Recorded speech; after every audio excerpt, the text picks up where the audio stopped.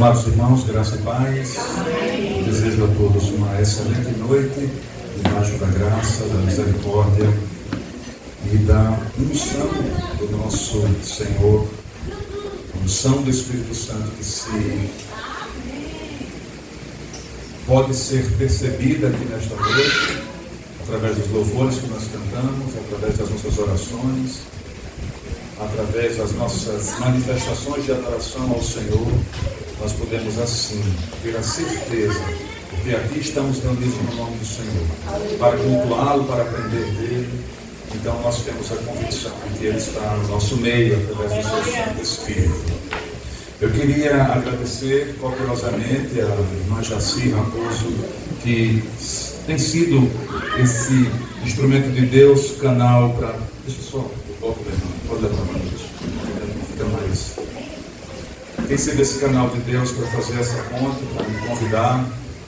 Engraçado que eu tenho cooperado com essa obra desde a minha quase, não vou dizer adolescência, mas um garoto já vinha pregar aqui nessa amada igreja e eu fico feliz de poder estar aqui já beirando os meus 50 anos de idade e continuar contribuindo com a obra do Senhor. Eu queria que nós lêssemos a palavra do Senhor no Salmo 91. Esse é um texto muito precioso, um texto de difícil compreensão, um texto que tem sido muito mal interpretado por muitas pessoas, e a minha oração é que de alguma forma a gente possa ter uma compreensão dessa passagem mais pura, mais genuína. Eu busquei ao Senhor, eu passei horas, dias e dias meditando nessa passagem, e a minha oração sincera é que Deus possa falar aos nossos corações através desse texto.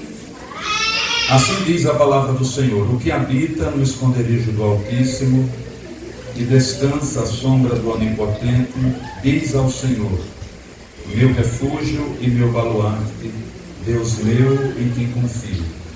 Antes de continuar a leitura, eu queria que você prestasse muita atenção no que você está lendo, tá? Eu vou pedir para vocês continuarem com a Bíblia aberta e a gente pensar juntos, a gente estudar juntos essa passagem. O versículo 3 nos diz: pois ele te livrará do laço do passarinheiro e da peste perniciosa, cobrir-te-á com as suas penas e sob as suas asas estarás seguro. A sua verdade é pavês e escudo. Não te assustarás do terror noturno, nem da seta que voa de dia, nem da peste que se propaga nas trevas, nem da mortandade que assola ao meio-dia. Caiam 1000 ao teu lado e 10.000 à tua direita, tu não serás atingido. Somente com os teus olhos contemplarás e verás o castigo dos ímpios. Pois disseste: o Senhor é o meu refúgio, fizeste do Altíssimo a tua morada. Nenhum mal te sucederá, praga nenhuma chegará à tua tenda, porque aos seus anjos dará ordens a teu respeito, para que te guardem em todos os teus caminhos. Eles te sustentarão nas suas mãos, para não tropeçares em alguma pedra. Pisarás o leão e a áspide, calcarás aos pés o leãozinho e a serpente. Porque a mim se apegou com amor, eu o livrarei. Pô-lo-ei a salvo, porque conhece o meu nome. Ele me invocará e eu lhe responderei. Na sua angústia eu estarei com ele, livrá-lo-ei e o glorificarei, saciá-lo-ei com longevidade e lhe mostrarei a minha salvação. Antes dos irmãos sentarem, eu gostaria de fazer uma outra oração, pedindo a Deus que Ele fale conosco. Pai amado, Pai querido, eu coloco-me à tua disposição para que eu possa ser um instrumento de Deus aqui nesta igreja, nesta noite. Não permita, meu Deus, que seja mais uma palestra, mais uma fala, mas que a tua graça e que o teu Espírito Santo possa falar e fortalecer a nossa tão pequena fé, fortalecer os nossos corações de tal forma que nós nos entreguemos ainda mais a Ti, confiantes que Tu estás conosco. Te pedimos isso e Te agradecemos em nome de Jesus. Amém. Pode sentar, meus amigos. Meus irmãos, eu estou aqui hoje, nessa noite, acompanhado do meu filho, Mateus, e de sua namorada, Thalita. Eu gostaria de pedir que eles ficassem de pé, por gentileza, Mateus e Thalita. Nós somos da Igreja Congregacional Central. Eu sirvo a Deus lá como presbítero. Esse é o meu filho e a sua namorada, também minha filha, DJC, Thalita. Podem sentar, meus amores. Obrigado. Minha amada esposa não pôde estar comigo, ela tem sentido algumas dores de cabeça nesse dia, ontem também, e ela ficou um pouquinho indisposta e me pediu para ficar, e minha filha Sofia ficou acompanhando sua mãe. Meus amados, esse salmo, ele não tem um autor conhecido. Às vezes no próprio título do salmo, nós encontramos lá, Salmo de Davi, Salmo de Asaf. Esse salmo, ele não tem um autor conhecido. Alguns estudiosos atribuem a autoria desse salmo ao querido Moisés, mas não é certo isso. E esse é um cântico, os salmos são cânticos, são músicas. Esse cântico específico, ele enfatiza algumas lindas promessas. E essas promessas são promessas basicamente de proteção para aqueles que têm o Senhor, Deus Jeová, como o Deus da sua vida. E seu Filho unigênito, Jesus Cristo de Nazaré, como Senhor e Salvador da sua vida. Este salmo, meus amados, ele tem sido usado por muitas famílias, em um culto de família, tem sido usado como uma espécie de amuleto.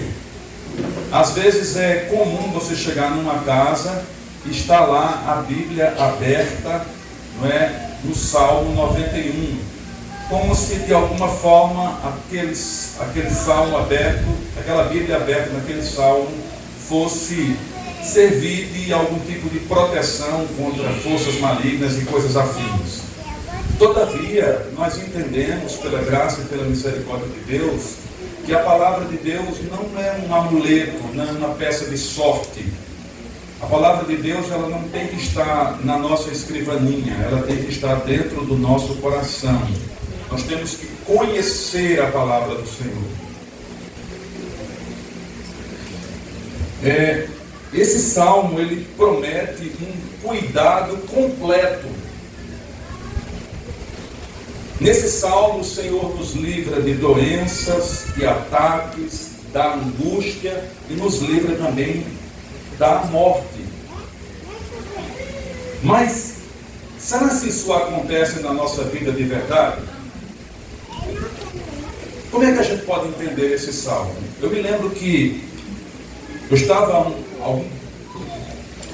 há muitos anos atrás, eu tocava contrabaixo num grupo na igreja, estávamos fazendo louvor. De repente, o meu telefone toca. Normalmente eu deixava, como deixo até hoje, o telefone no silencioso, mas nesse dia, eu tocando ali, louvando o Senhor, e eu vendo aquele barulho bem distante, né? Quando eu parei para olhar, vi uma ligação. Aí eu senti aquela vontade de retornar. Quando eu retornei para aquele número, era um vizinho meu, dizendo que a minha casa estava lá um assaltante e a polícia estava lá na frente da minha casa e que eu fosse para lá com urgência porque estava ali instaurado um problema. Eu tinha um Fusquinha, que esse Fusquinha eu vim pregar muitas vezes com ele aqui, e eu peguei meu Fusquinha, fui para casa. Quando cheguei lá, o meu bairro era um bairro ainda muito esquisito, poucas casas, poucos moradores, mas eu nunca vi tanta gente reunida. Parecia que tinha o povo de Campina Grande todinho estava lá na minha rua. Um rapaz, jovem, todo ensanguentado. Os vizinhos amarraram, ele tentou pular o muro da minha casa. Os vizinhos viram, pegaram esse rapaz amarraram ele no poste e deram uma surra nele com um cabo de um facão. Chamaram a polícia lá, disseram, tem algum testemunho aqui, alguma pessoa viu alguma coisa? Ninguém nessa hora quer ver nada, ninguém sabe de nada, ninguém viu nada. E como não tinha testemunha, a polícia disse assim, pronto meu filho, vá-se embora. E liberou o rapaz, mandou o rapaz ir embora. Aí eu perguntei ao policial, disse, mas o senhor não vai investigar? A minha casa, essa casa que eu moro hoje, passei 8 anos sem morar nela, justamente por causa de assaltos. A minha casa foi invadida por ladrões 7 vezes. 7 vezes. E nessa noite, desse episódio que eu estou narrando para os irmãos, o policial, quando eu perguntei isso, o senhor vai mandar ele embora? E eu fiquei com medo de ter uma represália, né, de voltar e querer fazer alguma coisa contra a gente. E foi nesse momento que eu decidi sair da minha casa. A casa que eu construí com tanto amor, com tanto carinho. Era praticamente recém-casado quando isso aconteceu. Isso podemos voltar no tempo, 25 anos. E o policial disse assim para mim, você é evangélico? Eu disse, sou sim senhor. Aí ele citou esse versículo, caiam 1000 à tua direita e 10.000 à tua esquerda e tu não serás atingido. Ele citou esse texto para mim, né? Eu tive aquele choque quando ele me disse isso, porque eu estava ali sendo alvo, né, como já tinha sido, alvo de assaltos, de arrombamentos na minha casa. Então onde é que eu estou querendo chegar? É que nós somos crentes, nós somos servos de Deus, a nossa vida está nas suas mãos, mas será se algum mal já chegou na sua casa? Será se você já esteve doente? Você conhece algum cristão que faleceu num acidente trágico de carro? Você conhece alguém que já sofreu males, que diz, meu Deus, como é que uma pessoa pode sofrer tanto? E às vezes são pessoas piedosas, pessoas cristãs, pessoas verdadeiras, mas que a sua vida é um mar de sofrimento. Por que não falar de Jó, que era um dos homens na face da terra mais consagrados? Deus, o próprio Deus, deu um testemunho dele, que ele era um homem justo, temente, que se desviava do mal. E vejamos o que Jó passou. Perdeu todos os seus filhos, todos os seus bens e toda a sua saúde. Seus amigos o abandonaram. Ele ficou numa situação de extrema dificuldade, extrema no sentido mais literal da palavra. Quantos homens de Deus, homens piedosos, passaram as mais diversas dificuldades? Muitos dos homens que nós citamos, que nós admiramos, que lemos as suas biografias, foram presos. O que dizer do apóstolo Paulo? Que por amor ao Evangelho foi escarnecido, foi humilhado, apanhou em praça pública. O que dizer dos discípulos do Senhor, dos apóstolos? A maioria deles morreu como mártires. Então o sofrimento vem, as angústias vêm. Mas quando nós colocamos esse contraponto, o que podemos dizer acerca desse salmo? Não seria a palavra de Deus verdadeira nessa passagem? Claro que a palavra de Deus é verdadeira. Claro que tudo que está escrito aqui é verdade. Só que nós devemos tentar entender como essa palavra de Deus ela se materializa e como ela é verdade nas nossas vidas. E é isso que nós vamos tentar fazer aqui com a graça e com a permissão do Senhor. Eu preciso de você orando, clamando, para que Deus fale ao seu coração. Você está comigo? Amém. Então vamos lá. Vamos ver com mais detalhes a quem essas promessas são dirigidas. Essas promessas que estão aqui no Salmo 91, elas são dirigidas a todo mundo? Uma primeira pergunta. O que está escrito no Salmo 91 é dirigido a todas as pessoas da face da terra? Primeira pergunta. O próprio Salmo responde para a gente. A quem são dirigidas essas promessas? Em primeiro lugar, essas promessas, elas são dirigidas para aquela pessoa que habita no esconderijo do Altíssimo e descansa à sombra do Onipotente. Eu queria destacar aqui duas palavras tremendas aqui. A palavra Altíssimo é a palavra Elion, no hebraico, que significa o mais elevado ou o mais supremo. E a palavra onipotente é a palavra Sadai, ou a palavra Shaddai, que significa todo-poderoso, que pode todas as coisas. Então, essa promessa é dirigida em primeiro lugar para aquele que habita.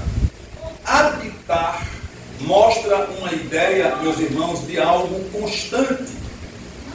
Onde é que nós habitamos? Nós habitamos na nossa casa.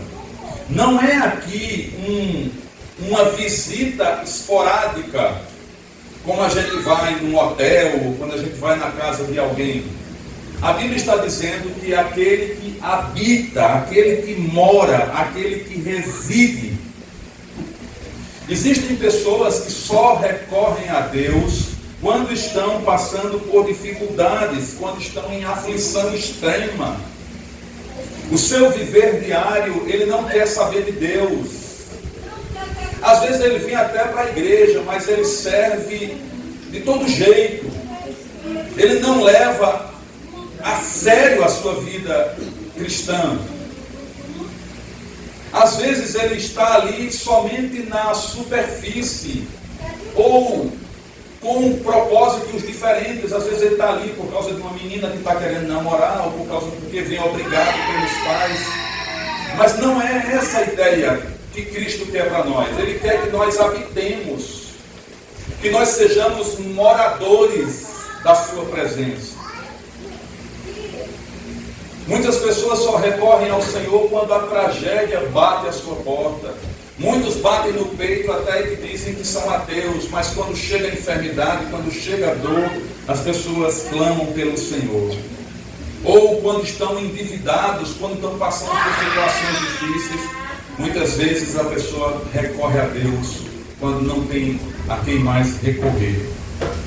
Uma outra coisa que eu gostaria de destacar é a palavra esconderijo. O que é um esconderijo? Esconderijo é um lugar onde nós nos escondemos. É um lugar onde nós sabemos que estamos seguros.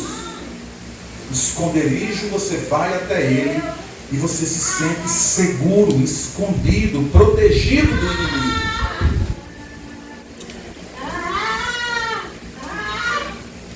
O lugar mais seguro do universo. O lugar mais seguro do universo. Bote no seu coraçãozinho isso. É o esconderijo do Altíssimo. A presença de Deus. Não para você visitar como um hotel, mas para você morar, para você residir, para você viver. Lugar mais seguro do universo. Em 2018, uma entidade nos Estados Unidos, integrante da ONU, publicou uma pesquisa, um estudo, que revelou qual era o lugar mais perigoso do mundo para as mulheres. Vocês sabem qual é o lugar mais perigoso do mundo para as mulheres? Segundo aquele estudo, infelizmente, era o lar, a casa. E aquele estudo mostrava o grande número de mulheres que haviam sido mortas por seus companheiros, por seus cônjuges. E eu, quando eu ouvi essa notícia, eu escrevi um texto onde eu faço uma reflexão sobre esse estudo. E eu vou me comprometer de passar esse texto para a irmã Jaci, para ela colocar no grupo da igreja, porque eu queria que todos vocês lessem, sobretudo os homens dessa igreja. Eu vou passar esse estudo para a Jaci, para ela compartilhar com vocês. Amém, meus irmãos? Amém. Eu acho, modéstia à parte, um texto muito importante para ser lido, sobretudo pelos homens e também pelas mulheres. Glória.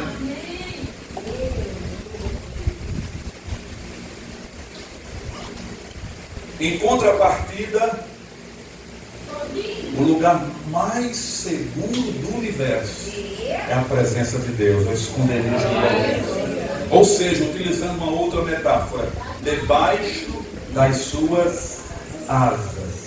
Por quê? Porque Ele, o Deus que nós estamos anunciando aqui, esse Deus que nós estamos pregando, Ele é o Criador do universo. Ele é dono de tudo e de todos. É aquele que detém todo o poder nos céus e na terra, até para abrir o mar e fazer o povo atravessá-lo a pés enxutos. O texto ainda nos diz, meus amados, nesses versículos iniciais: e descansa à sombra do Onipotente. Então, essa promessa é dirigida àquele que habita no esconderijo do Altíssimo e àquele também que descansa à sombra do Onipotente. A palavra descansar é uma palavra muito importante, sobretudo nos dias de hoje. Por quê, meus amados? Porque uma das maiores fraquezas nossas hoje chama-se ansiedade. Nós somos ansiosos demais.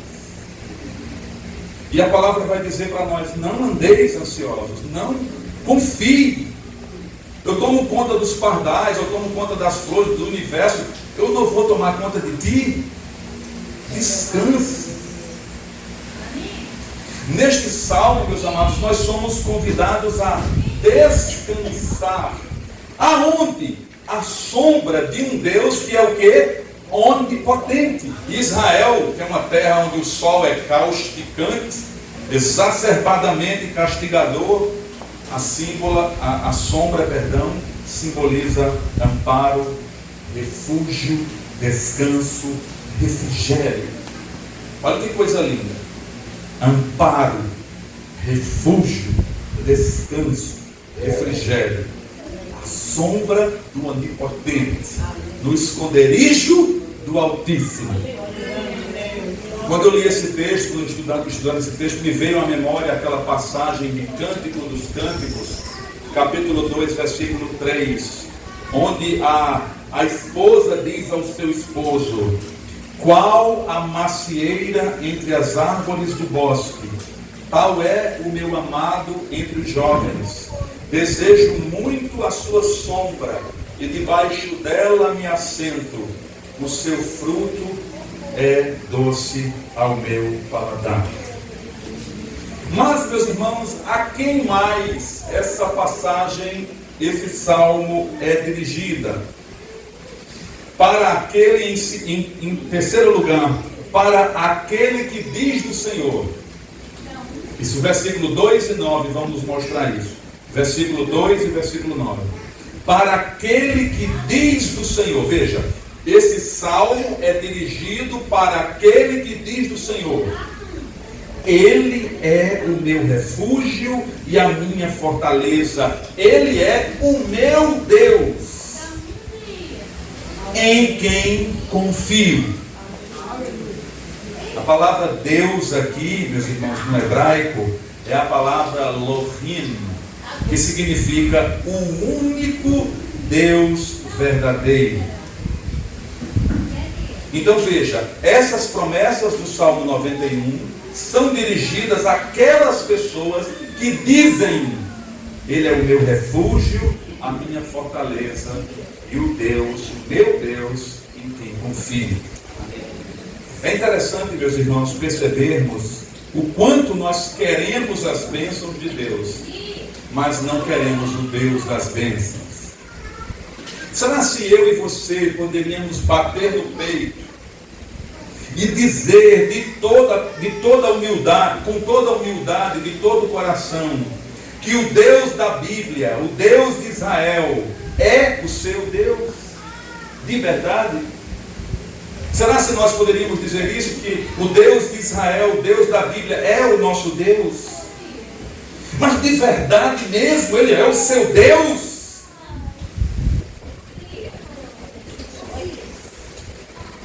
Qual é o meu e o seu envolvimento? Qual é o nosso relacionamento com esse Deus da palavra?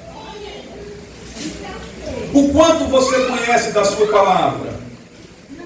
Quantas horas do dia, quantos minutos do dia você dedica falando com Ele? Entregando os seus planos, seus projetos, sua vida. Ele é verdadeiramente o seu refúgio. Todos os dias você fala com Ele, recorre a Ele. Ele é verdadeiramente a sua fortaleza. Você confia nele de todo o coração. Ele sonda seu coração e sabe a verdade e a sinceridade que emanam do seu frágil coração.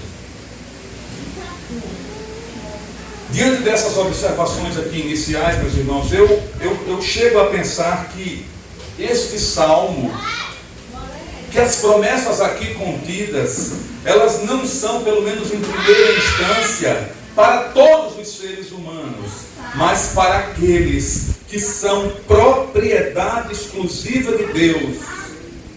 Você lembra o que está escrito a respeito do nosso Senhor Jesus Cristo no livro de João, capítulo 1, versículo 11? Veio para os seus e os seus não o receberam, mas a todos quantos o receberam, deu-lhes o poder de serem chamados filhos de Deus, serem feitos filhos de Deus, a saber, aos que creem no seu nome, os quais não nasceram do sangue, nem da vontade da carne, nem da vontade do homem, mas de Deus. E o Verbo se fez carne e habitou entre nós, cheio de graça e de verdade, e vimos a sua glória, glória como do unigênito do Pai.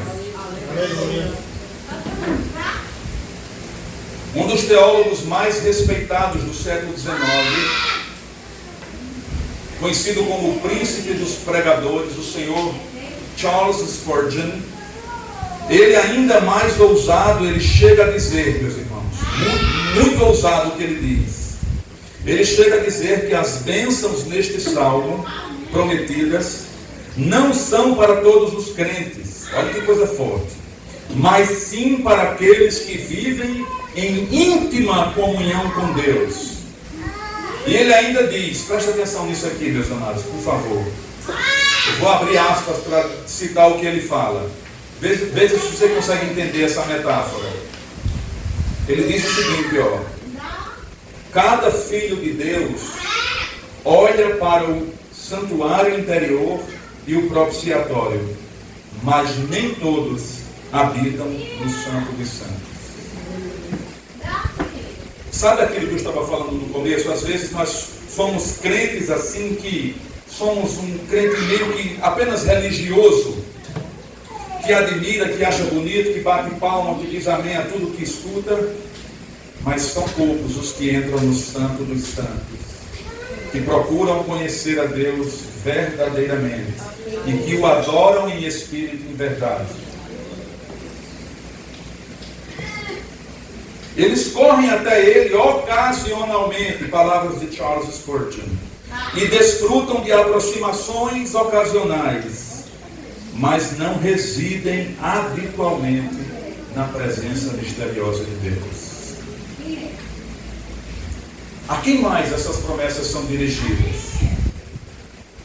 Em quarto lugar, meus irmãos, para aquele, versículo 9, veja lá, para aquele que fez do Altíssimo a sua morada. Aqui mais uma vez nós temos a ideia de habitação, de casa, de morada. A ideia aqui é de algo constante. É na alegria e na tristeza, Ele é seu Deus. É na riqueza e na pobreza, Ele é seu Deus. É na tempestade e na abundância, você diz, o Senhor é meu Deus. O Senhor, o Altíssimo, é o nosso Deus.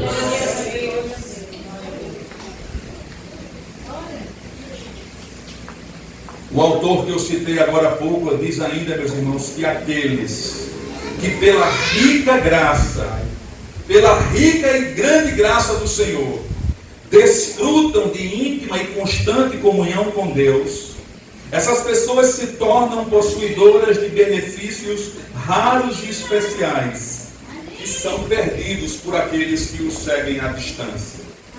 e que entristecem constantemente o Espírito Santo. Ao lugar secreto, o esconderijo do Altíssimo, somente vêm aqueles que conhecem o amor de Deus em Jesus, e somente habitam nele aqueles para quem o viver é Cristo. Os irmãos estão me compreendendo? Amém. O versículo 14, olhe lá nele, ainda diz para nós a quem mais essas promessas são dirigidas: para aquele que se apegou ao Senhor com amor e conhece o seu nome. Aqui é a voz do próprio Deus dizendo: ele se apegou a mim com amor e conhece o meu nome. A quem amamos mais? Qual a razão da nossa vida? Quem é ou quem são os seus ídolos? Você ama, eu amo a Deus em primeiro lugar. Eu e você o conhecemos de verdade, ou pelo menos desejamos conhecê-lo mais profundamente. Meus amados, em tudo nós podemos ver a mão do Senhor. Essa mão do Senhor agindo. Porque ninguém pode amá-lo se não for por Ele mesmo atraído. Sem Cristo nós estamos mortos em nossos delitos e pecados. Vocês concordam com isso? Amém. Sem Ele nós estamos mortos em nossos delitos e pecados. É Ele mesmo quem nos chama pelo nome, nos elege, nos escolhe para sermos seus filhos, nos dá o seu Espírito, que produz em nós um fruto que nos faz amar e conhecer ao Senhor, mesmo sem vê-lo. Segundo o próprio Salmo, meus irmãos, eu acredito que são a essas pessoas a quem essas promessas são dirigidas. Não são aos turistas, mas são aqueles que moram, que residem na presença do Senhor. Que a Ele se apegam com amor, que fazem dele a sua morada, que dizem do Senhor: Ele é o meu Deus, o meu refúgio, a minha fortaleza. Eu habito no esconderijo dele e descanso à sombra do onipotente Deus. Duas perguntas aqui, meus irmãos. Especificamente, que promessas são essas que são feitas nesse salmo? E segundo o salmista, de que forma Deus as cumpre em nossa vida? E eu queria que nós analisássemos os versículos de 3 a 7 e os versículos de 10 a 12. Em primeiro lugar, que promessas são essas? Em primeiro lugar, o texto nos diz: pois Ele te livrará do laço do passarinheiro. O laço do passarinheiro, meus irmãos, é uma armadilha de um caçador. Imagine aí um caçador que arma uma arapuca para pegar um passarinho. Passarinheiro é a palavra caçador de passarinhos, alguém que caça passarinhos. E esse caçador de passarinhos, ele faz laço. E ele pega aquela ave tão ingênuazinha que vem e facilmente cai na sua armadilha. E aqui Deus está dizendo que Ele livra você, aquele que habita no esconderijo do Altíssimo, do laço do passarinheiro. Essa expressão, ela simboliza as tramas que são feitas para destruir sua vida. Às vezes, o inimigo e pessoas usadas pelo inimigo projetam tramas para destruir a nossa vida. Mas a Bíblia está dizendo que o Deus a quem servimos nos livra do laço do passarinho. Semelhante a um passarinho, o microfone está dando uma microfoniazinha, não é? Semelhante ao passarinho, nós também somos ingênuos, tolinhos, bobinhos, fracos, e às vezes nos deixamos levar por qualquer coisa, e às vezes a gente é propenso a cair facilmente em armadilhas que tentam destruir a nossa vida. Mas o Senhor livra aqueles que habitam em Deus dos laços, das armadilhas, da corrupção e do engano. Em segundo lugar, a Bíblia diz: Ele nos livra da peste perniciosa. O que significa a palavra perniciosa? A palavra perniciosa significa algo que faz mal, algo que é mal, algo que é nocivo. Então, uma peste nociva, uma peste que faz mal. Ou, aqui a palavra no original tem a ideia de um veneno mortal. Uma peste perniciosa é um veneno mortal. A Bíblia está dizendo para mim e para você que Ele nos livra da peste perniciosa. Aqui, peste significa doenças, pragas, epidemias, pandemias.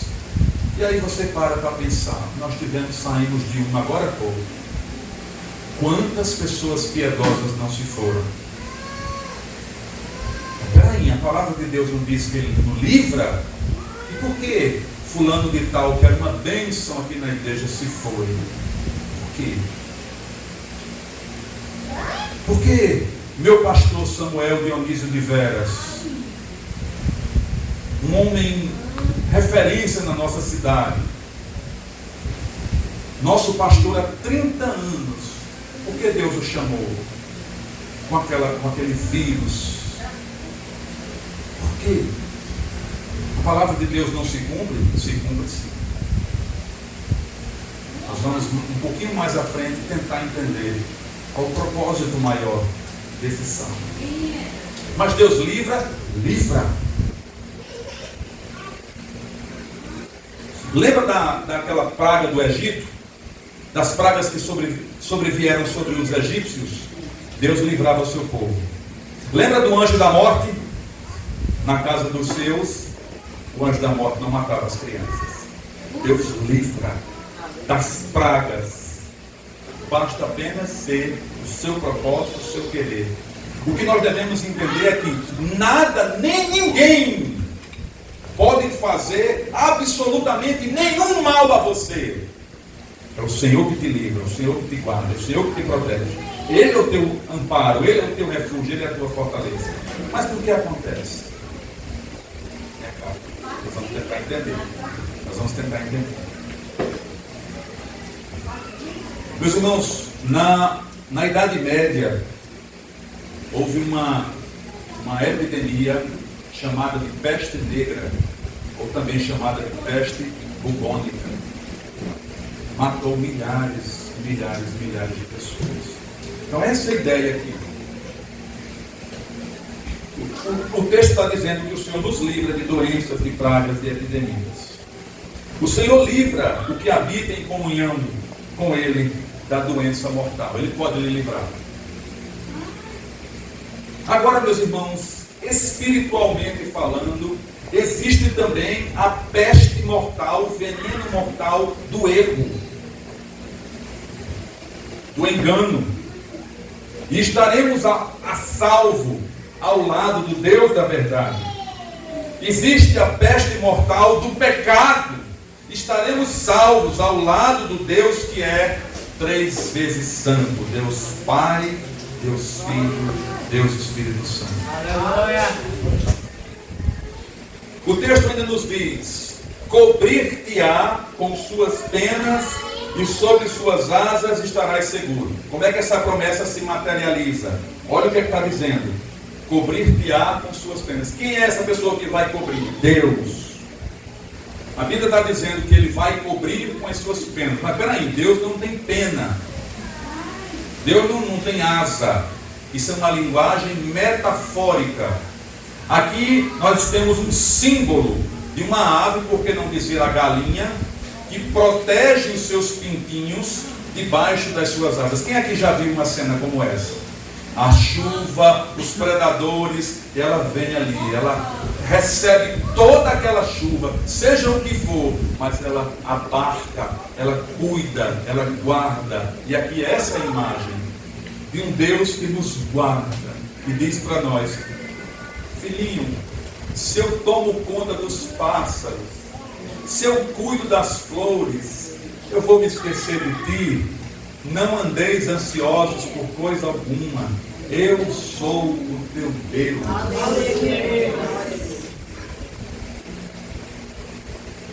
Meus irmãos, nós devemos em humildade reconhecer a nossa pequenez. Um vírus invisível ao olho humano pode destruir a nossa vida num piscar de olhos. Um mosquito da dengue pode nos transferir uma doença que nós passamos anos e anos com dores, sofrendo. Tem gente que morre. Nós somos pequenos, frágeis, carentes. Nós somos totalmente incapazes de nos autoproteger. Por isso nós devemos nos encolher debaixo dele, debaixo de suas asas. Nada, nem ninguém poderá fazer dano algum. Confie no Senhor. Não tema, Deus está contigo. A sua verdade é pavês e escudo. Tem uma palavra que usa a palavra broquel. Pavês e escudo, broquel, dá a ideia que o que é um pavês? É aquele escudo bem grandão. Tem um escudo normal, aquele geralmente redondinho ou pequeno, que é mais ou menos a metade do corpo, da cintura para cima. E tem o pavês, que é um escudo que protege você, o corpo inteiro do soldado. Então a ideia aqui é que a verdade, que é a promessa de Deus, e a promessa de Deus é a palavra de Deus, e a palavra de Deus é seu Filho Jesus. Ele é a nossa proteção. Jesus, sua palavra, é pavês, é escudo. É uma dupla armadura que protege todo o corpo. Protege de quê? Dos dardos, das flechas inflamadas que vêm para nos destruir, para acabar conosco. Filosofias, mentiras, palavras malignas. Lá no livro de Efésios, capítulo 6, nós somos convidados a nos revestir da armadura de Deus. Nós somos protegidos com a verdade. A verdade é escudo e broquel. O texto ainda nos diz, meus amados, não que assustarás do espanto noturno. Tem uma versão que diz do terror noturno. Meus irmãos, pare aqui, por favor, e pense comigo. Tantas pessoas sofrem durante as noites escuras.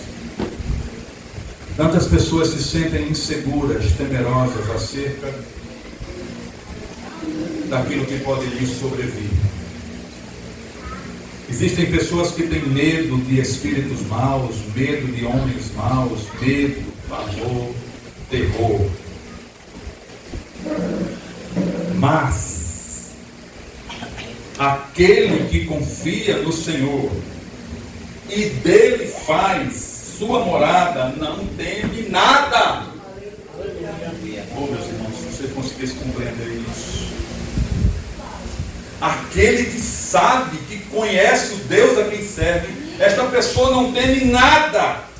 É seguro na confiança de que o Senhor dos Exércitos não dorme, não cochila. Você não passa por nada, nada, absolutamente nada na sua vida que Deus não esteja vendo. Ele não dorme, não cochila. Nada passa despercebido dos seus olhos, que são como chama de fogo.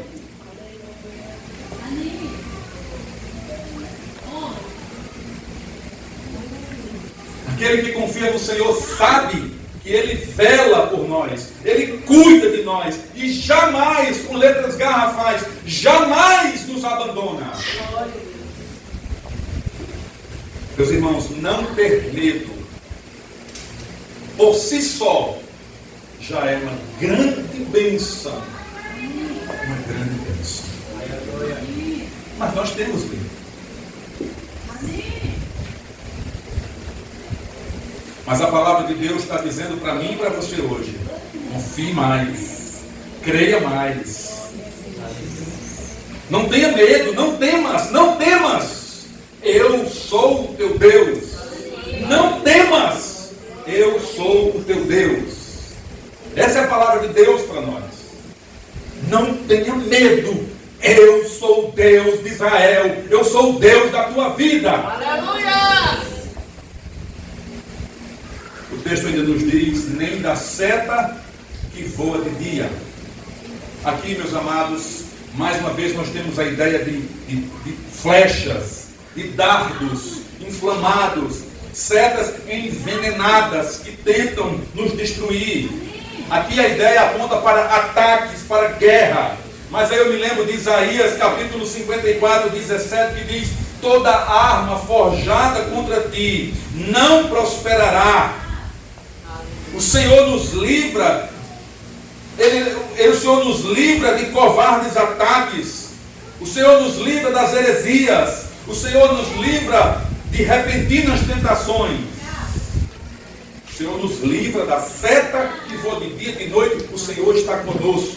Ele nos livra. Ele é o Deus da nossa vida. Oh, aleluia, Jesus. O texto continua dizendo: nem da peste que se propaga nas trevas, ou nem da peste que anda na escuridão.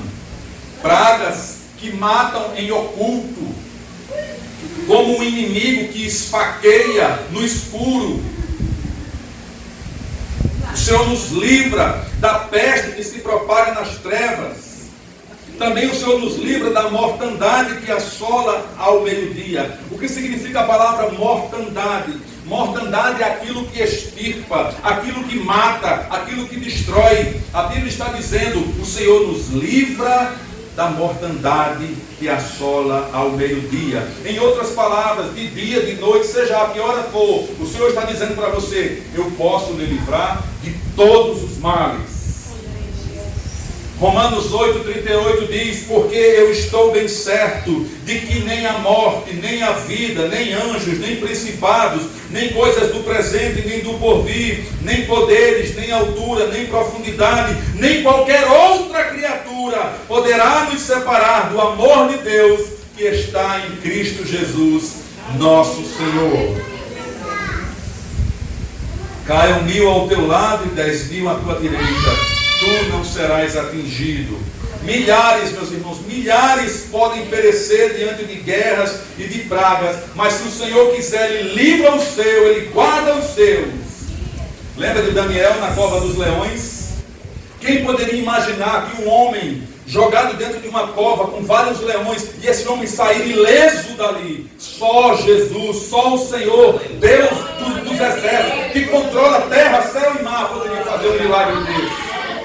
Seus amigos Sadraque, Mesaque e Abednego foram lançados numa fornalha de fogo, e essa fornalha de fogo fora aquecida 7 vezes mais, de tal forma que os soldados que chegaram perto para jogar eles dentro daquela fornalha não resistiram e morreram queimados, só chegando perto da fornalha. Mas a Bíblia diz que naquele lugar eles não estavam sós, o Senhor estava com eles ali naquele lugar, e eles nem com cheiro de fumaça ficaram, porque Deus, quem habita no esconderijo do Altíssimo, quem está com Cristo, Ele pode livrar de todo e qualquer males quaisquer males que vocês possam imaginar. Bendito seja o nome de Jesus. Quantas vezes milhares de pessoas têm sido atingidas, meus irmãos, por heresias, sofismas, enganos, ideologias, mas Deus guarda os seus do engano.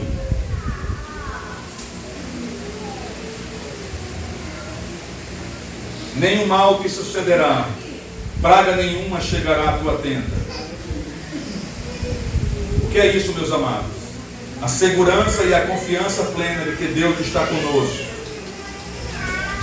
Segurança plena de que Deus está conosco. Aleluia.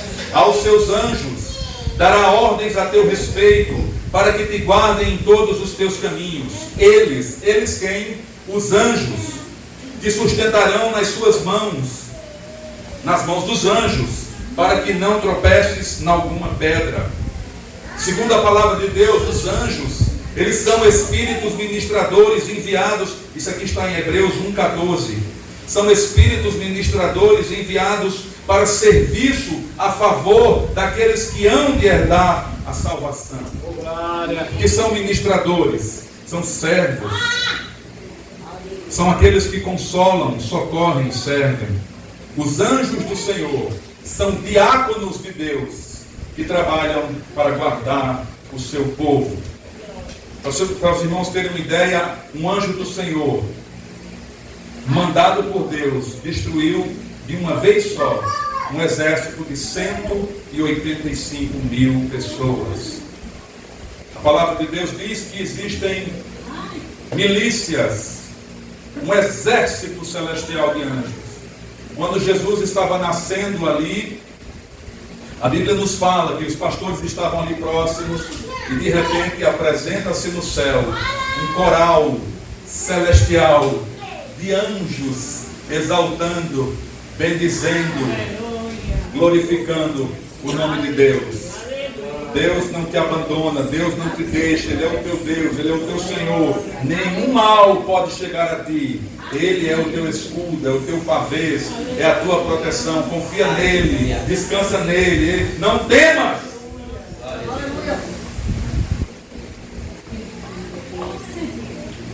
Com essa proteção, meus irmãos, com todas essas promessas, o que nós podemos fazer pela graça de Deus?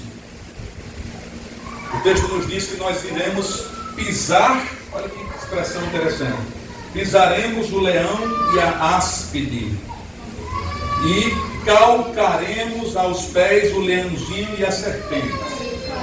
Aqui nós temos duas figuras, leãozinho, né?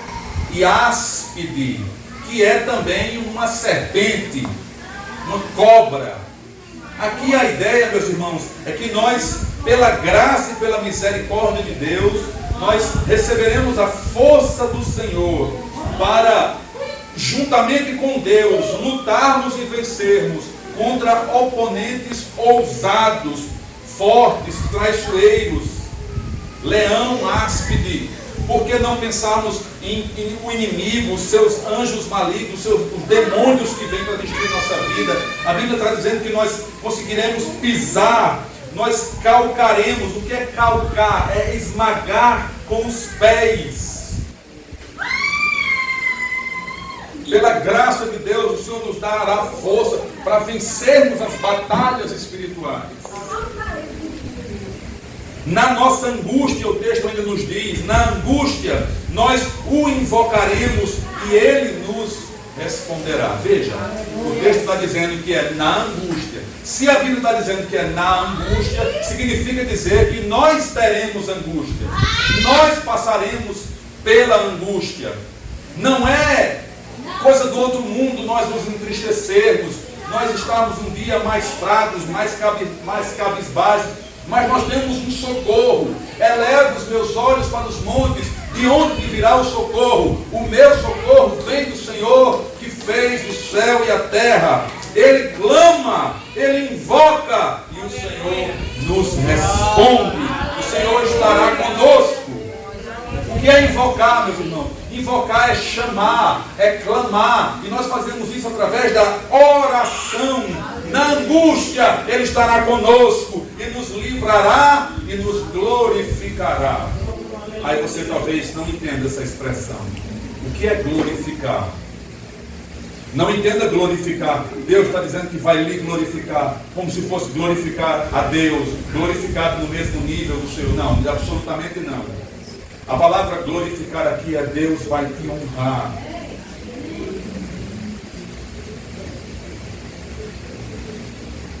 Deus terá misericórdia de ti. Sabe aquela ideia dos humilhados serão exaltados? Nesse sentido, muitas vezes quando nós estamos passando uma situação difícil, mas o Senhor nos levanta. Glorificar nesse sentido, Ele nos honra. Honra a nossa fé, honra a nossa luta, honra, Ele nos ajuda. passamos por dificuldades, por angústias, mas o Senhor, através do nosso clamor, nos escuta e no seu tempo, segundo o seu querer, segundo a sua vontade, Ele age nas nossas vidas. Finalizando, irmão, caminhando para o final desse nosso estudo, além dessa proteção e companhia maravilhosas, o que mais o Senhor nos promete? Além de tudo isso, Ele nos promete duas coisas grandiosas aqui. A primeira delas é longevidade. O que é longevidade? Seria uma vida longa. Mas a gente vê pessoas morrendo tão cedo, né? Jovens, crianças. O que seria longevidade? A gente precisa entender, meus irmãos, que o Evangelho não é muito, ou não é praticamente nada, ou numa proporção muito pequena, acerca de nós mesmos. O Evangelho é principalmente acerca de Deus. Essa longevidade aqui não é na nossa medida, na nossa maneira de ver, é na medida de Deus, não nossa. A Bíblia diz, o apóstolo Paulo fala, para mim o viver é quem? Cristo, e o morrer é lucro.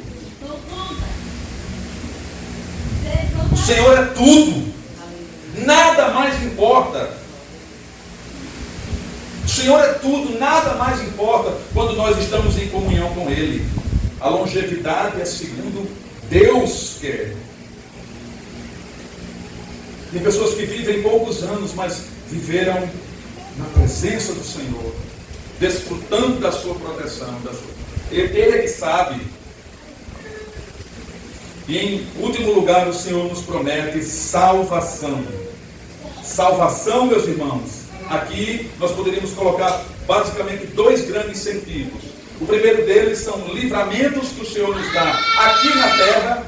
Ele nos salva do perigo, nos livra do perigo. E também a salvação eterna, que é o presente mais importante que um ser humano pode receber. Você já recebeu muitos presentes? Alguém já lhe deu uma Bíblia? Alguém já lhe deu um perfume? Alguém já lhe deu o maior presente que um homem, um ser humano pode receber? Está exatamente dentro da Bíblia. Jesus falando para nós que é a sua salvação eterna. Ele livrar a nossa alma, não somente dos perigos daqui da terra, mas livrar a nossa alma da morte eterna. Conclusão, meus irmãos. E eu queria fazer, agora preste atenção, lembra que eu falei para vocês? Mas rapaz, o Salmo promete tudo isso, mas o que dizer das coisas que acontecem na nossa vida?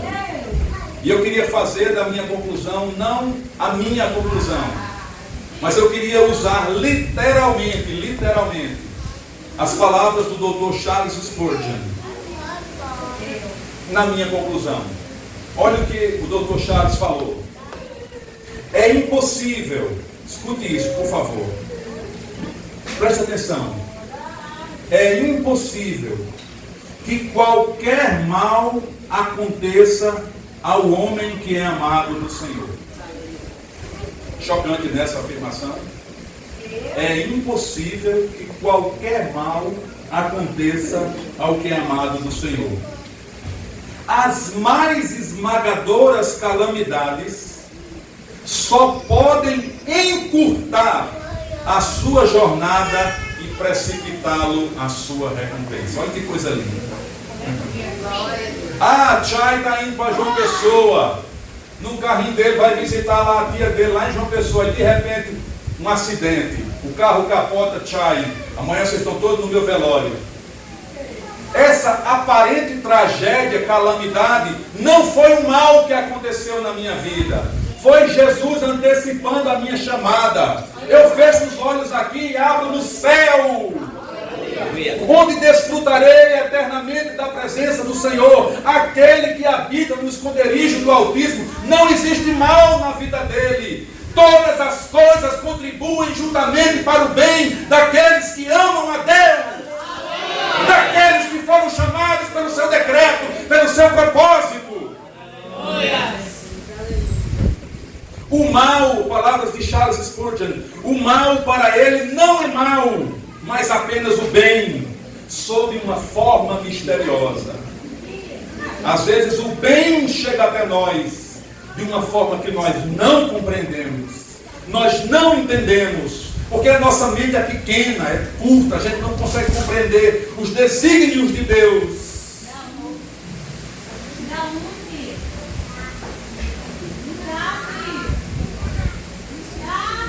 As perdas, olha que coisa linda, meus irmãos. As perdas o enriquecem. Olha, veja que coisa linda. Houve perda na vida do cristão, aquele que habita no esconderijo, enriquecem essa pessoa. A doença é o seu remédio. A censura é a sua honra. E a morte é ganho para ele. Nenhum mal, no sentido estrito da palavra, pode acontecer a ele, porque tudo é convertido em bem, aleluia. Oh, glória a Deus, meus irmãos. E eu gostaria de concluir com algumas aplicações. Em primeiro lugar, não sejamos turistas na morada do Altíssimo, e sim habitantes dessa casa. Em segundo lugar, ore para que Deus te alcance e te salve e esteja contigo todos os dias da tua vida. Ore para que o Senhor te alcance, te chame.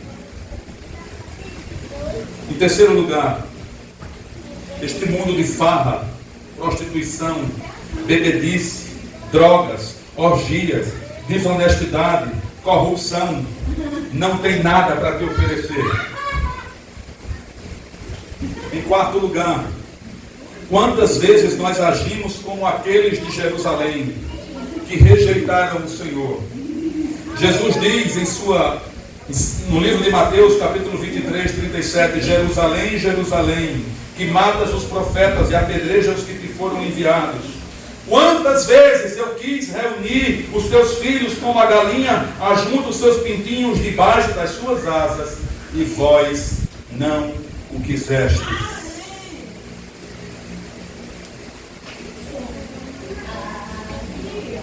E em último lugar, o Senhor Jesus nos deu na cruz do Calvário o maior livramento de todos, a maior salvação de todas. Ele livra a nossa alma da morte eterna. Com a graça de Deus, meus amados, que Ele possa te abençoar, abençoar a tua família, abençoar esta igreja, abençoar o pastor dessa igreja, todos que aqui congregam, todos que aqui são membros. Que Deus abençoe tu e a tua casa, em nome de Jesus.